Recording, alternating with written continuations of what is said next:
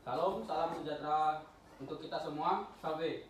Di video kali ini kami akan mempresentasikan makalah kami. Perkenalkan, nama saya Octavianus Diki. Saya Purdanus. Saya Theo. Saya Edi Susanti. Saya Christophorus. Saya Riko. Puji dan syukur kami haturkan kehadirat Tuhan Yang Maha Esa atas berkat dan rahmat-Nya sehingga kami boleh menerbitkan makalah ini tepat waktu. Tidak lupa kami ucapkan terima kasih kepada dosen pengampu Yakobus Julianesis MSOS yang membimbing kami dalam mata kuliah ini. Tidak lupa juga kepada teman-teman kelompok 8 yang telah bekerja sama dengan baik untuk menerbitkan makalah ini. Semoga makalah ini mampu menghasilkan manfaat bagi banyak orang. Mungkin dalam pembahasan makalah ini banyak terdapat kesalahan dalam penulisan kata, tanda baca maupun kalimatnya. Kami mohon dan saran kritik dari teman-teman maupun dosen untuk peningkatan kualitas isi dan penulisan makalah demi tercapainya makalah yang lebih baik. Pendahuluan. Manusia sebagai makhluk sosial dan berpikir memiliki kemampuan unik untuk merenungkan makna hidup dan membentuk pandangan hidup. Pandangan hidup adalah kerangka nilai, keyakinan, dan prinsip yang membimbing tindakan dan pemikiran seseorang. Asal-usul manusia melibatkan evolusi fisik dan kognitif, mengarah pada keunikan kita dalam kemampuan berpikir simbolik dan reflektif. Budaya memainkan peran penting dalam bentuk pandangan hidup. Setiap kelompok manusia memiliki sistem nilai, norma, dan tradisi yang membentuk cara mereka memandang dunia dan diri mereka sendiri. Faktor-faktor seperti bahasa, seni, dan mitos turut membentuk identitas dan memberikan konteks bagi pandangan hidup manusia. Filsafat hidup atau metafisika mencakup pertanyaan mendasar tentang eksistensi, tujuan hidup, dan hakikat kebenaran. Berbagai aliran filsafat seperti eksistensialisme, utilitarisme, dan agamawi menyumbangkan pandangan yang beragam terkait dengan makna hidup. Selain itu, agama memberikan kerangka referensi moral dan spiritual yang kuat bagi banyak individu. Perubahan pandangan hidup seringkali terjadi seiring perjalanan hidup seseorang.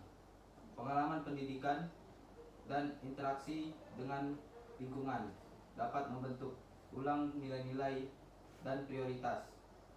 Fenomena ini menciptakan keragaman pandangan hidup di dalam masyarakat. Secara keseluruhan, pemahaman tentang manusia dan pandangan hidup melibatkan eksplorasi aspek. Bab 2. Pembahasan manusia dan pandangan hidup. A. Tipe pandangan hidup. Pandangan hidup sendiri merupakan suatu dasar atau landasan untuk membimbing kehidupan jasmani dan rohani. Pandangan hidup ini sangat bermanfaat bagi kehidupan individu, masyarakat, atau negara. Secara semua perbuatan, tingkah laku, dan aturan serta undang-undang harus merupakan pancaran dari pandangan hidup yang telah dirumuskan. Pandangan hidup sering disebut sebagai filsafat hidup. Filsafat berarti cinta akan kebenaran. Sedangkan kebenaran dapat dicapai oleh siapa saja. Hal inilah yang mengakibatkan pandangan hidup itu perlu dimiliki oleh semua orang dan semua golongan. Hal ini disebabkan oleh beberapa faktor, antara lain kurangnya penghayatan pandangan hidup yang diyakini. 2. Kurangnya keyakinan pandangan hidupnya. 3. Kurang memahami nilai dan tuntutan yang terkandung dalam pandangan hidupnya. 4. Kurang mampu mengatasi keadaan sehingga lupa pada tuntutan hidup yang ada dalam pandangan hidupnya, atau sengaja melupakannya demi kebutuhan diri sendiri. Pandangan hidup tidak sama dengan cita-cita. Sekalipun demikian, pandangan hidup erat sekali kaitannya dengan cita-cita. Pandangan hidup merupakan bagian dari hidup manusia yang dapat mencerminkan cita-cita atau aspirasi seseorang dan sekelompok orang atau masyarakat.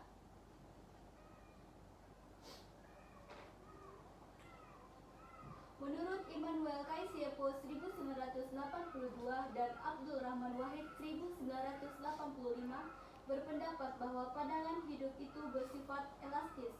Maksudnya bergantung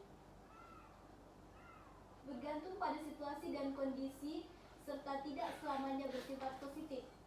Pandangan hidup yang sudah diterima oleh sekelompok orang biasanya digunakan sebagai pendukung suatu organisasi yang disebut ideologi. Pandangan hidup dapat menjadi pegangan, bimbingan, tuntutan, serta seseorang ataupun masyarakat dalam menempuh jalan hidupnya untuk menuju tujuan akhir. Unsur-unsur pandangan hidup. Cita-cita adalah apa yang diinginkan dan mungkin dapat dicapai. Dengan usaha atau perjuangan untuk mencapai cita-cita tergantung 3 faktor. Yang A. Faktor manusia yang ditentukan oleh kualitas manusianya. Yang B. Faktor kondisi mempengaruhi tercapainya cita-cita yang diumumkan tersebut, yang menguntungkan atau memperlancar dan menghambat. C. Faktor tingginya cita-cita. 2. Kebajikan, perbuatan yang mendatangkan kebaikan yang sesuai dengan norma-norma agama dan etika dan atau moral. 3. Usaha atau perjuangan adalah kerja keras untuk mewujudkan cita-cita. Kerja keras dapat dilakukan dengan otak atau ilmu maupun dengan tenaga atau jasmani atau kedua-duanya. 4. Keyakinan dan kepercayaan menjadi dasar pandangan hidup yang berdasarkan dari akal atau kekuasaan Tuhan. Ada 3 aliran filsafat, yaitu yang A. Aliran naturalisme adalah manusia itu dihubungkan dengan kekuatan gaib yang merupakan kekuatan tertinggi. Kekuatan gaib itu dari natural, dari Tuhan. Yang B.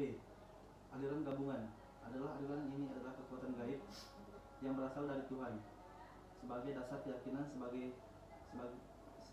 sedangkan akal adalah akar kebudayaan yang menentukan kebenaran tidaknya sesuatu yang diyakini berdasarkan akal,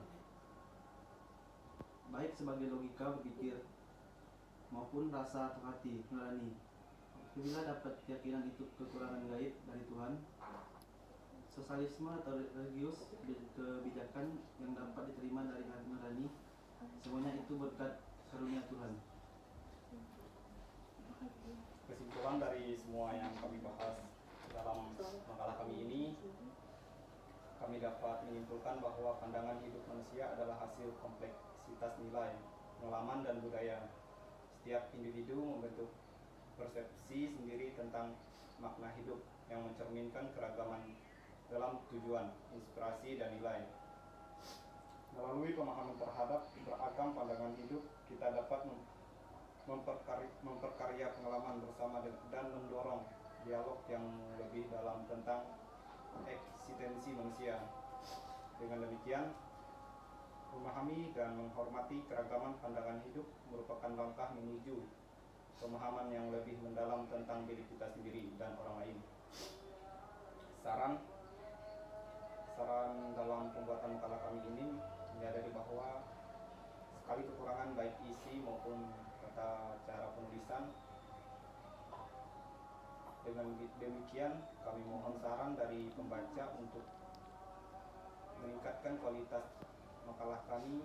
Kami juga mengajak pembaca untuk menunjukkan tentang kompleksitas dan keunikan setiap individu dalam membentuk pandangan hidup.